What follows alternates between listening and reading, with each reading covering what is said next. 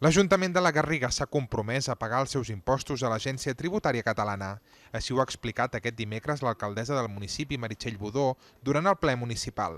D'aquesta manera, el consistori garriguenc dipositarà directament els tributs estatals, com són l'IRPF i l'IVA, a l'organisme català.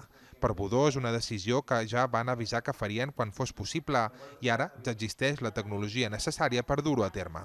El nostre compromís, repeteixo, ve de fa temps, no ve d'ara, calia trobar l'eina que ho fes possible, que ho facilités, però alhora, òbviament, considerem que els ajuntaments som estructures d'estat, que estem al costat del govern de Catalunya per tal d'esdevenir un estat i que en aquest sentit creiem també que fer el pagament a través de l'Agència Tributària Catalana permet anar generant i anar construint aquesta agència tributària catalana pròpia que ens cal per tal de ser un estat. Caldes de Montbui va en la mateixa direcció que la Garriga i també exercirà la seva sobirania fiscal. La Junta de Govern Local de la Vila Termal ha acordat aquesta setmana fer el pagament dels tributs estatals a través de l'Agència Tributària Catalana.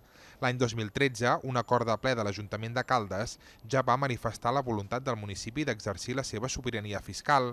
Per això, ara la Junta de Govern Local ha acordat acollir-se a l'oferiment que ha fet l'Agència Tributària de Catalunya per pagar l'IVA i l'IRPF que fins ara feien a l'administració estatal.